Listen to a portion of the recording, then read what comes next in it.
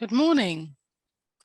Today we're going to be talking about the World Zero Emissions Day, which interestingly is taking place next week on the 21st of September, but we're talking about it today, the 14th of September. Thank you, Dr. Odunsi. It's a pleasure to have you, Dr. Odunsi, and Professor, my big sis, Professor Adeyeye, here on the program. Thank you very much for coming. Thank you very much for having me. Now, if I can just start with you, Dr. Odunsi, you are a specialist in the environment and environmental issues, and we're talking about the World Zero Emissions Day. Can you break it down in very simple language? What does it mean? What does zero emissions mean? What does this day actually stand for? Okay, thank you very much once again. In very layman's terms, what we refer to as emissions can emanate or can come about from a variety of human activities, from as simple as running your car engine or running your generator to as complex as running industry. Each of these footprints, we like to call it, have impact on the shared environment. And it is of interest globally because the environment is truly borderless. And what happens in China, it doesn't mean that what happens in China can't happen or can't, through the borderless nature of the environment, impact another continent, so to say, and vice versa.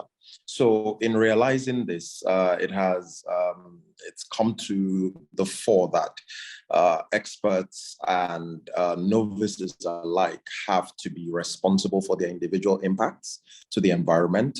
And when I mean responsibility, we mean knowing what your impact is, how you are interacting with the environment and vice versa, how these footprints you are leaving behind, right from the mama that is frying akara by the roadside to a cement company, manufacturing cement.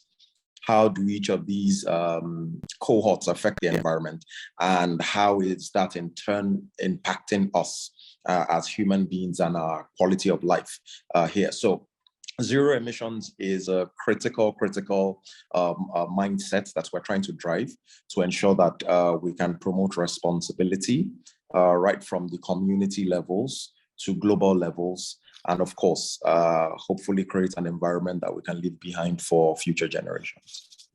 Now, these emissions we're talking about, can we break them down into anything specific? Are they carbon emissions? Are there other kinds? Because everybody talks about carbon emissions, but nobody says if there are other kinds of emissions. So, what's the significance of carbon versus other kinds of emissions? Okay. Truth be told, of course, you hear a lot of carbon emissions as the, how do I put it, as the black sheep, but within the framework of what we call air pollution or release to air, you can have just about anything, including energy. Energy in excess can also be a form of pollution. So most people would equate that to noise, for instance. So noise is a form of air pollution, but most people don't see it that way. So carbon is common.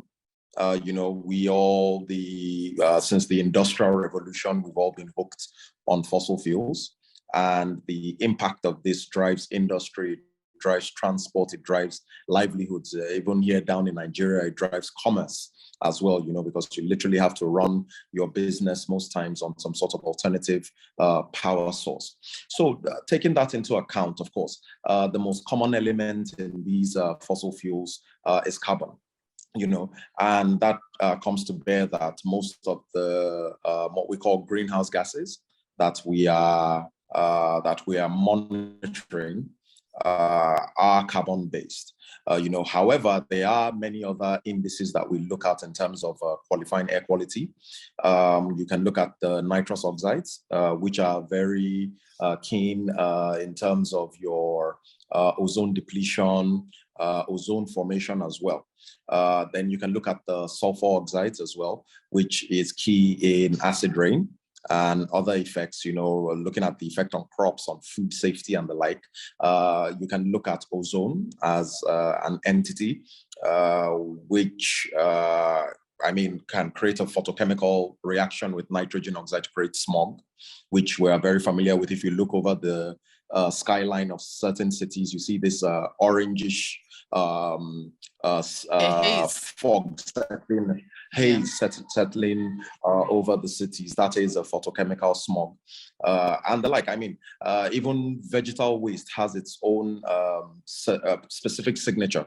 So at the end of the day, there are various pollutants all emanating from different sources, but the good news is science has has done a great job in being able to identify, to a point of fingerprinting, where these emissions are coming from by their unique signatures. Of course, a key component in terms of the long-term well-being of a community, or of a nation, or of the world in its entirety, in terms of air quality, particulate matters. These are actual solid or suspended matter in gas. They range in size depending on the diameter and the size and the type. And of course, the effects also range depending on which type of pollutants we're engaging. Wow. Yeah, that's quite a lot to swallow. Can I simply say, please correct me if I'm wrong, that the carbon emissions are the common ones that come from all the fossil fuels, and that's actually what everybody is focused on this World Zero Emissions Day to try and cut back on? Is that it in a nutshell? In a nutshell, yes. But we still keep a keen eye, especially on particulate matter. The effects of particulate matter span so many, health and environmental significance. It's of very great health and environmental significance as well. So we just to summarize, you can say more on the carbon, but definitely with an eye on the particulate matter as well. Okay, Prof, you have been sitting there, and I know it's time for you to put you into the picture, because we keep talking about these emissions, and everybody's saying, so what? These people, they like to talk, all these people always talking about this, talking about that. But it's a real issue, isn't it?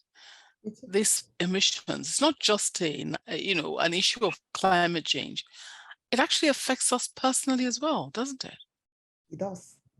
Well, can you tell us what the effects are of this emission, or these emissions, on the human body, on us? The effect of this emission is actually quite profound, So you could have an acute effect, and then you have long-term or what we would refer to as chronic effects. Acutely, you could have irritations, in the exposed parts of the body, your eyes, your nose, the throat, feeling some degree of unwellness, headache, fatigue. It depends on what the emission is, what's, or the source of the emission. For example, in a big city like Lagos, we talk about emissions from transportation, traffic pollutions, and from diesel powered vehicles, and also gasoline powered vehicles, So all of these emissions coming from all this, including, home use generators, as well as, factories, and, how we just, burn off things. So you have quite a lot of emissions. And so acutely, when, individuals can experience some of these, symptoms like headaches, fatigue, unusual tiredness, in addition to, your coughing or some kind of, breathlessness. But on the long term, generally, virtually every part of the body had been linked with one kind of damage, from this kind of exposures, from this kind of exposures. apart from the respiratory symptoms and the cardiovascular system, respiratory system and cardiovascular system, that is, I'm talking about, apart from that, somebody who has asthma can get worsening of their symptoms. There might be increase in their need to go to the hospital for their symptoms to get, to get treated, and it may be actually refractory to treatment because of the exposures. They can also have new onset, worsening of other diseases, like somebody having heart attack, for example, because of the, So when you look into the data in the hospitals, you can have excess of certain conditions when these levels of these emissions are high, and there have also been well-documented, studies that have linked them to wide range of cancers. For example, diesel exhaust had been linked with lung cancer and bladder cancer. Some studies have even showed relationship with colorectal, malignancy, and lymphomas, leukemias. So, there's so much, about, what, the consequences could be. Pregnant women, they could suffer, miscarriages, low birth weights, and all of that. So it's a really, a big issue. It's huge. It's huge. And I mean, what you've actually been talking about are the long-term effects of these emissions. We haven't even talked about the short-term ones. For example, you hear of a family go to sleep with a generator in their room and all that, we haven't even, this thing is huge. That cute, that, I told you about headache, fatigue, nausea, and of course, death. It depends, like, for example, let's use an example of the gasoline-powered generators, that emits much more carbon monoxide than the diesel, for example. And then that had been, because of the portability, and then, people tend to get more poisoning, from that. So carbon monoxide poisoning, is real, and it does happen. And then it's wrongly attributed, family of 10 perish after a meal is not the meal. Usually, sometimes you find that the generator has stopped working, the carbon monoxide that entered the homes, and then it had, poisoned them, because it will kill them. It is kind of suffocation that it does, because it combines. So it gives acute death. It can cause death. But, over time, there might be some acute exposure that gives headache. People just wake up every morning. They don't feel any restful sleep, okay? And they just feel tired. But apparently, it's because of the small doses of carbon monoxide that is above the recommended level that they've been exposed to. We did a study not too long ago in Lagos here. We surveyed some homes. More than half of the homes have unacceptable level of carbon monoxide from exposures from their domestic activities, cooking, as well as their generators. So more than half of the homes, at a point in time in the night, we did the 24 hours monitoring, they had an unacceptable level of carbon monoxide. So we need more information, we need more enlightenment, and people need to be told what to do and where to do them. And that's one of this zero emission is coming quite, discussion is coming quite handy, and it's going to really add to the body of knowledge that the individuals need to empower themselves with. Thank you. Thank you very much. Professor Adeyeye, that has been a very interesting and very illuminating discussion, particularly the one, as I said, you explained about, the acute carbon monoxide poisoning, which is something that,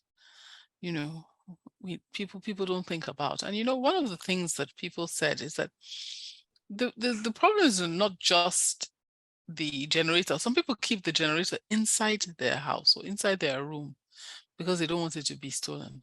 So they put it on inside the room, which, I mean, it's just a frightening thought.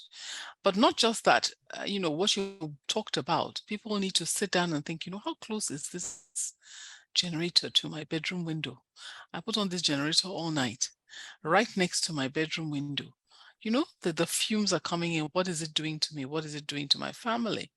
Now, would you say that there's more, because when you think about the generator fumes and all that, would you say there's more pollution at home than outside? Or where would you say we're getting the most contact from your research, Prof? Where would you say we're getting most contact or feeling the effect of the pollution most? Thank you very much.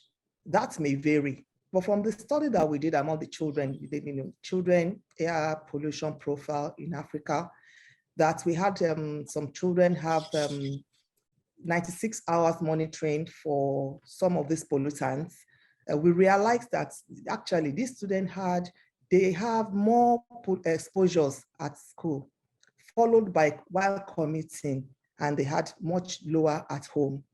And that can stand to reason, in the schools, the environment of the schools, during games or when they are playing, some schools are located near the road, and transportation, also is a major source of this kind of pollutant in an environment like ours.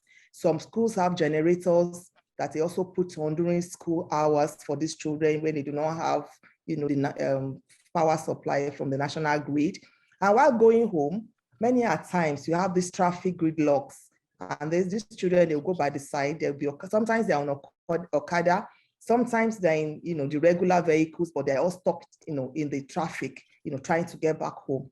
And then when we got home, when we say it's lower at home, that is still 1.5 times, the lowest is still 1.5 times higher than the WHO recommended level. Even in the homes that we said is lower, it's still 1.5. Only 3 homes, had acceptable level. Only 3 of the homes that we studied had an acceptable level. And all of these were asthmatic children. Yes, all these particulars for the studies was actually on all those children that had asthma, that we were trying to monitor them. And we tried to see whether this had any relationship with their symptoms, And did it? Yeah. Well, preliminarily, data showed that they're badly controlled before for so many other reasons that we have attributed, that we have identified. But when we now add this pollution to it, it's actually made the story quite, not palatable, So, Dr. Odunsi, what, Prof has mentioned things that are affecting us outside in the environment. What is the government doing? LASEPA, what are you doing to try and combat these issues? Okay, I mean, the statistics are very clear. There's no hiding it. Air pollution is dangerous. In fact, I think 2 years ago was the first global cause of death being reported as the cause of death in a case in the UK. And since then, or before then and since then, the world has sat up. COVID brought with it a bit of a call to action as well, because we noticed that in the 3 months of lockdown, we had the best air quality that had been seen globally for decades, and this also told in the long-term outcomes of COVID as well, where we saw that places with significantly higher particulate matter corresponded to worse COVID outcomes as well, and the Lagos State Environmental Protection Agency and the Lagos State government in its entirety have taken a big picture look at this, because air quality and air pollution, it's not just one person's problem. It's not the problem of people in one aspect of the state. It affects everybody. Most people believe that, because factories are in one aspect of the state, these things can't come to my house, or I can't find these things.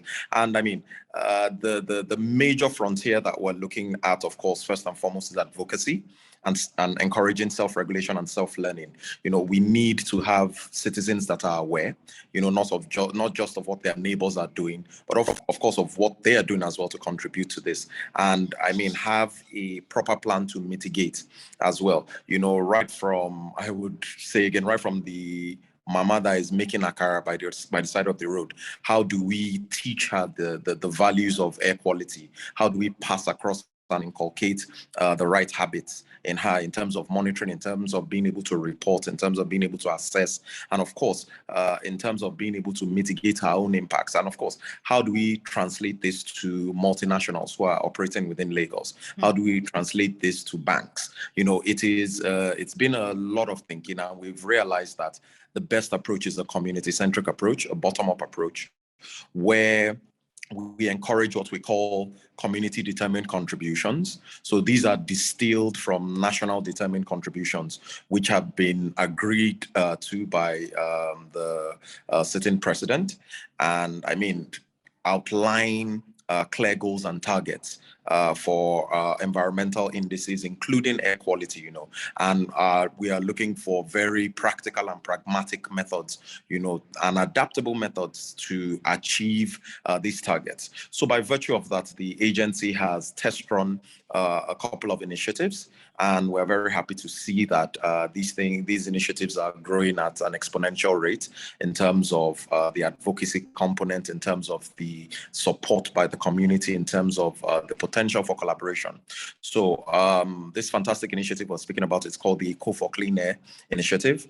And under that, we have various pillars that hold up this initiative, largely centered around advocacy and also the reskilling or upskilling of particular community actors and stakeholders who can then serve as ambassadors, who can serve as the frontier for, I mean, recovering proper or good air quality in Lagos and ensuring that it is sustainable. Bottom up is the way to go. It's the language of it's a global language now.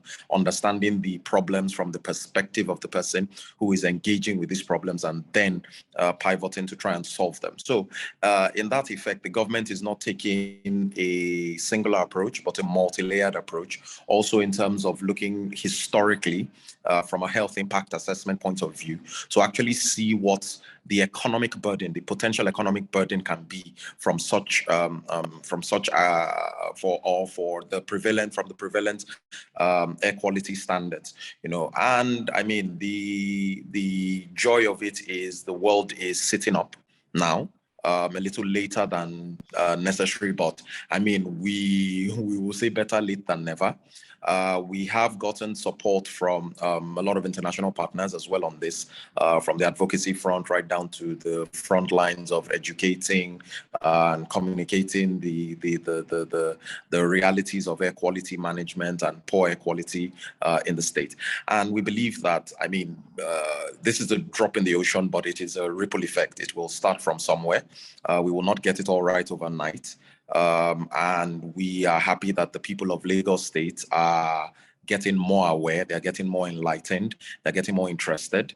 It will be lovely to have doctors on air at probably our next event, you know, which would be taking place in Ikorodu, just to have a look-see and see how we engage these communities and really try to pass across the message of you can manage your own air quality, you can report. There are engines in place. You don't need to know anybody in the state, you know, to report cases of air pollution. And the beauty of it is, most times you can see it. If you see a car belching black smoke, if you see a generator belching black smoke, there are clear indicators. You know, we're not expecting them to have monitoring tools and devices and moving up and down the place. But I mean, just an eye-level view helps us understand the real metrics of what is contributing to air quality damage in the state. Of course, grossly, it is ranked transport, power generation, manufacturing. But as a government of today, we're interested in adopting standards that come from the ground up. So I think the room is there for partnership, the room is there for collaboration. And of course, we are always aiming to do better because, of course, the people of Lagos are extremely precious to us. Thank you so much. I think that's very, you know, really all-encompassing. There's just actually so much more would have liked to talk about, but we have very little time. But before, you know, you go off, I just wanted to challenge you and say to you, you know, you talk about all of these things, but, you know, how are you making it real? You know, there are a lot of people who say to you, these people, they are talking. It's not actually our problem. It's a problem of those people abroad. They're the ones doing all the pollution. How, you know, what would you say to what do I call the skeptics, the doubters?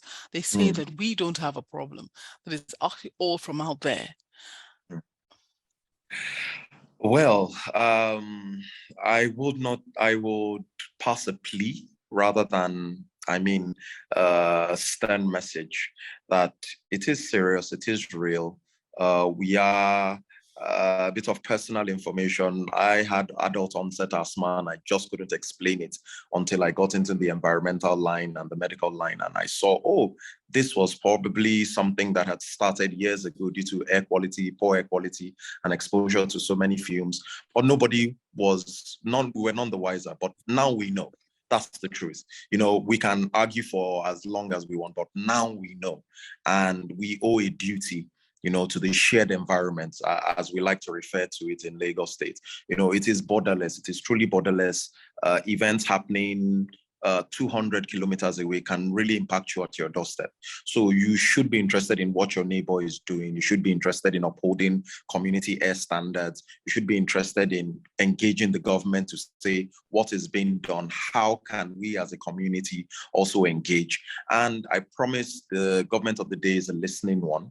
We are fully aware that today's challenges require the great minds of tomorrow. So right from the educational institutions, from public primary to tertiary institutions, we're engaging as many people as possible. And kudos to stalwarts like Prof and her team, who are actually taking a more empirical view to this, to understanding the long-term burden, the immediate impact, long-term burden.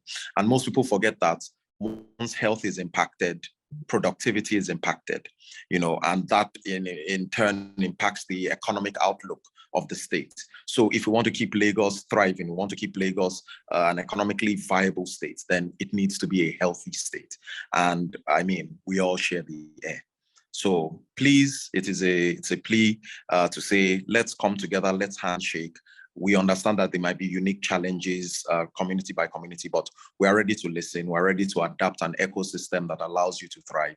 And I believe that 10 years, 15 years down the line, we'll be more grateful for it.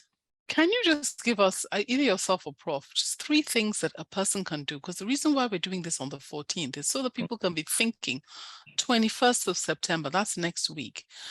What can I do myself, little me, to have a positive impact on the environment? What can I do? How can I contribute to zero emissions in Lagos or wherever I am?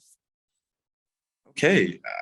I like to take a realistic approach. There's the global language, they'll tell you cycle, run, do, but I will say, look at your energy source. First and foremost, we run a lot of generators, we run a lot of vehicles. Be conscious, be energy conscious. If you can, change to solar, in short. Yes, change to solar. Instead of firewood and coal and sometimes plastic that people used to cook, gas is actually 3 times cheaper than wood. Most people would not believe that, but that is the reality of it. A 3 kg cylinder of gas is 3 times cheaper than a stack of wood. And that is pure economics. So it is good for your pocket to switch to gas. Okay. I will say, choose a clean energy source and adopt it. And of course, advocate, speak to your neighbor. There is value in shared knowledge, and as much of this as we can pass across, then we have a more aware and more sensitized, and of course, a more sustainable environment in Lagos. Thank you. And Prof, one last word. What would you like us to do? I think we should catch them young. We should take the message to the young people too, in schools. As part of that, one of our studies, we had workshops on air pollution for the children, and it was quite exciting, and I think it's one of the things that we could do. We should actually get the young people on board. They are agents of change, and they can actually, have an impact. Those messages that are difficult for their parents to grab, it will be much easier for them, and they can actually affect their communities positively. So I think we shouldn't, let the young people go away out of this. Okay. I know LASEPA, I'm very confident in the capacity they have, but then I think they should get, celebrating this no emission day. There should be activities for the young people, and that should, sustain their interest. We had quite some leaflets that we made from that CAPA study that we give and continue to give to raise awareness, but putting them on board and talking to them and showing them how pollution is, that little workshops that brings it down to them, that breaks it down, what we're talking about in pollution, even for very young children in primary school and secondary school. And this has been used elsewhere to drive advocacy for clean air. And I think we can actually also do this. And from me, I just also want to tell everybody, please plant if you can, if it's just planting a tree, that also helps to clean up the air. Plant a tree as well. So thank you so much, both of you, for coming on. It's been very enlightening. Thank you very much. Very good to be here. Thank you for watching. Please like, share and subscribe for new video updates.